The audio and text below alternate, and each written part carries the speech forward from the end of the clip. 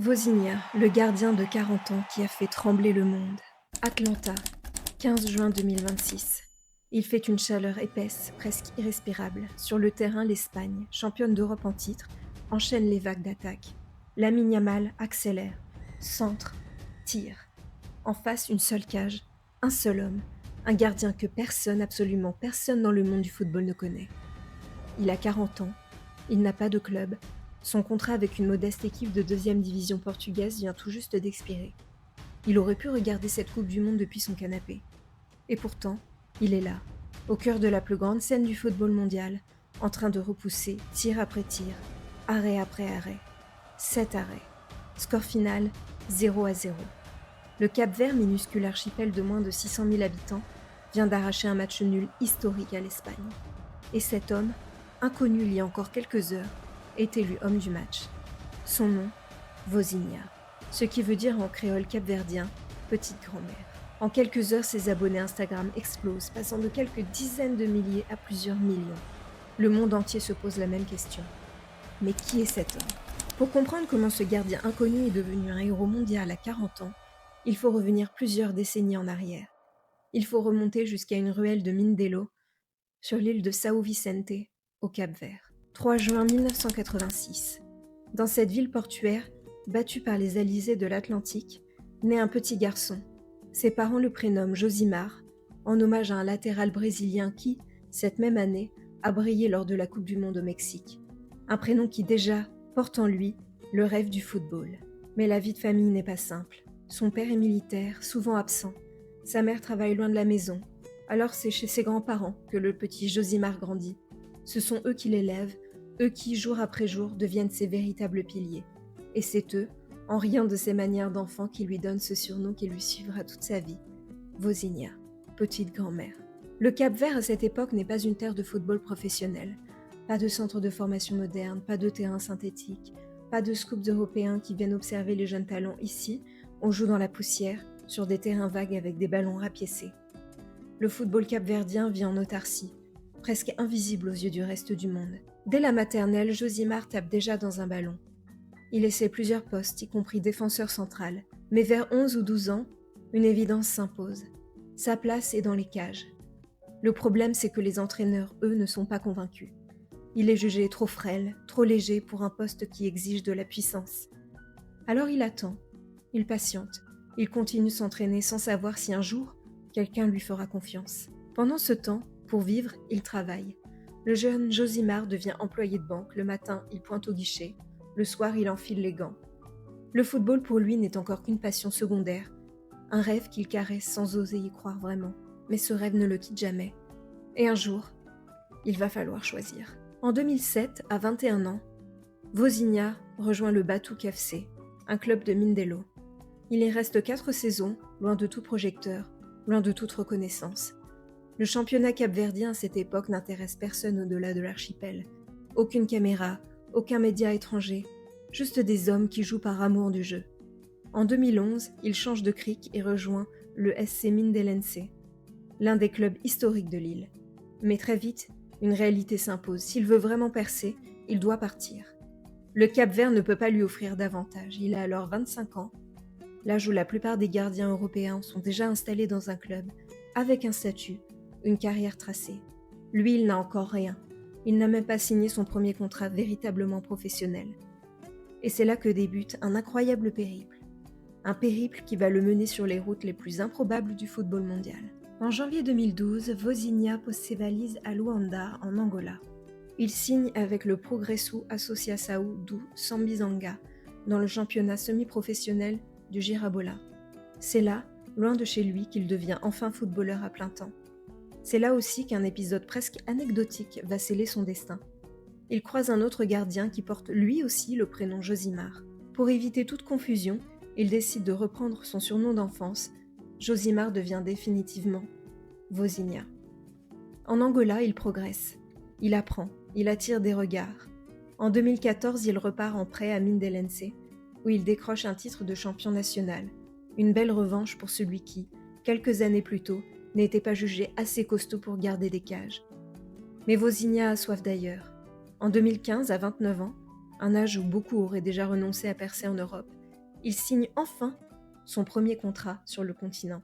Direction la Moldavie et le FC Zimbru Chișinău, un championnat modeste, peu médiatisé, mais une porte d'entrée vers l'Europe du football. Il découvre un rythme, une exigence tactique différente.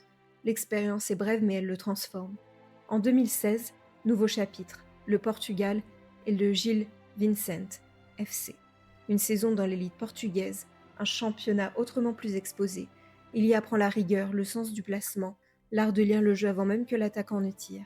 Mais la concurrence est rude et le contrat n'est pas prolongé. Alors en 2017, il s'envole vers Chypre, à l'AEL Limassol. Il va enfin connaître la stabilité qui lui avait toujours échappé.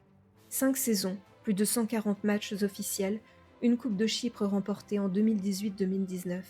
Les supporters chypriotes tombent sous le charme de ce gardien discret mais d'une régularité impressionnante.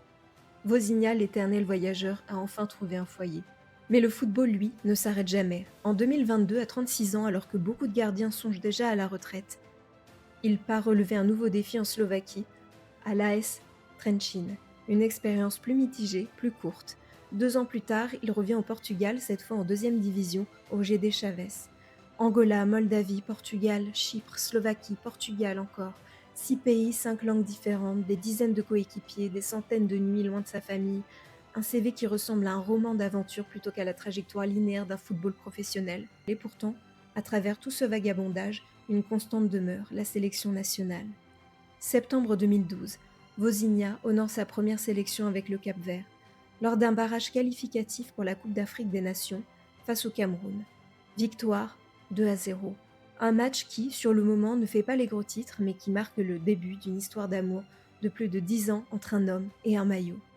Car à cette époque, le Cap-Vert n'est encore rien sur l'échiquier africain.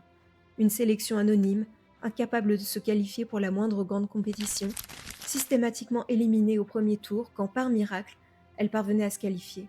Mais quelque chose change au début des années 2010. Une génération se lève, portée par des joueurs comme Ryan Mendes, formé en France, Gary Rodriguez ou encore Stopira. Et au cœur de cette révolution silencieuse, Vozinha, déjà solide dans les cages.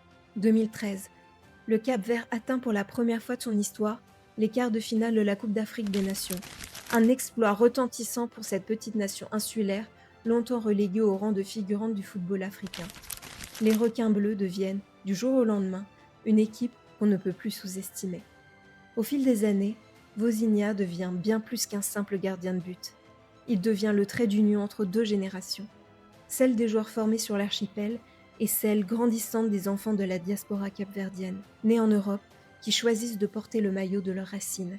Il incarne la mémoire du groupe, sa colonne vertébrale, son âme. Et puis, en 2025, survient l'impensable. Le Cap-Vert, cette nation de moins de 600 000 habitants, valide sa qualification pour la Coupe du Monde 2026. Une première historique. Personne, absolument personne ne l'avait vu venir. Juin 2026, Vozinha se présente au mondial dans une situation improbable. Libre de tout contrat, son bail avec Chaves ayant expiré quelques semaines plus tôt, un gardien sans club sur le point de disputer la plus grande compétition de sa vie. À 40 ans et 12 jours, il devient ce jour-là le joueur le plus âgé à faire ses débuts en Coupe du Monde pour sa sélection. Face à lui, l'Espagne, championne d'Europe en titre, portée par Lamine Yamal et une génération dorée. Sur le papier, l'écart est abyssal. Le Cap-Vert n'a jamais joué en Coupe du Monde. L'Espagne en a remporté une. Personne dans les pronostics n'ose imaginer autre chose qu'une correction. Mais dans la moiteur du stade d'Atlanta, quelque chose bascule. Minute après minute, Vozinha repousse tout ce qui lui est envoyé. Une claquette ici, un plongeon là, une sortie aérienne parfaitement calculée. 7 arrêts au total. Score final 0-0. Un des résultats les plus surprenants de ce début de tournoi. À l'issue du match, les larmes coulent sur son visage. Il confiera la voix brisée avoir pensé à ses grands-parents disparus, ceux qui l'avaient élevé et qui ne sont plus là pour voir cet instant. Sa mère, elle, n'a pas pu assister au match, retenue par des complications de visa. Elle obtiendra le document quelques jours plus tard, à temps pour être dans les tribunes de Miami lors du match suivant, face à l'Uruguay. En quelques heures, le monde entier découvre son nom. Ses abonnés Instagram explosent, les médias du monde entier se ruent sur son histoire. Le gardien inconnu devient, en une nuit, l'un des visages de cette Coupe du Monde. Le parcours du Cap-Vert continue, porté par cette énergie nouvelle, avant de s'achever en huitième de finale face à l'Argentine, où Vozinha échange une poignée de main avec Lionel Messi lui-même. Une image symbolique, le vétéran inconnu et la légende planétaire, réunis sur la même pelouse. Quelques semaines plus tard, des scientifiques rendront hommage à cet exploit d'une manière tout à fait inattendue, en baptisant une espèce de limace de mer découverte récemment, Aldisa vozinae. L'histoire de Vozinha bouleverse tout ce que l'on croit savoir sur une carrière de footballeur.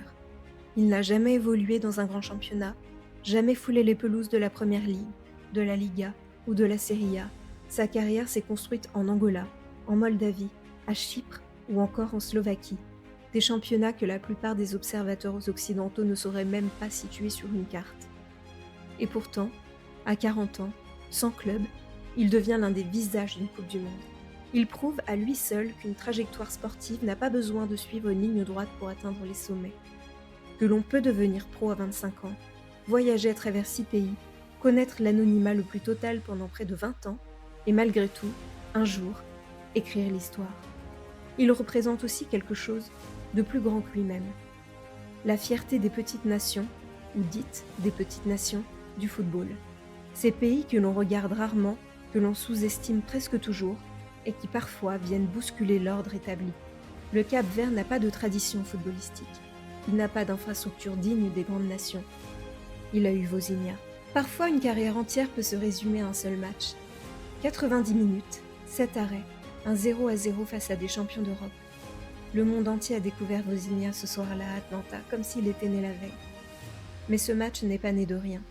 Il est le fruit de 30 années de sacrifices, une enfance élevée par des grands-parents aimants, un premier contrat professionnel arrivé bien trop tard selon les standards habituels, 6 pays traversés à la recherche d'une place, d'un contrat, d'une reconnaissance. Il est le fruit de toutes ces nuits où personne ne filmait, où personne n'applaudissait, où seul comptait l'amour du jeu. Vozinha n'est pas devenu une légende en une nuit, il l'est devenu en 30 ans. Et cette nuit-là, à Atlanta, le monde n'a fait que s'en rendre compte.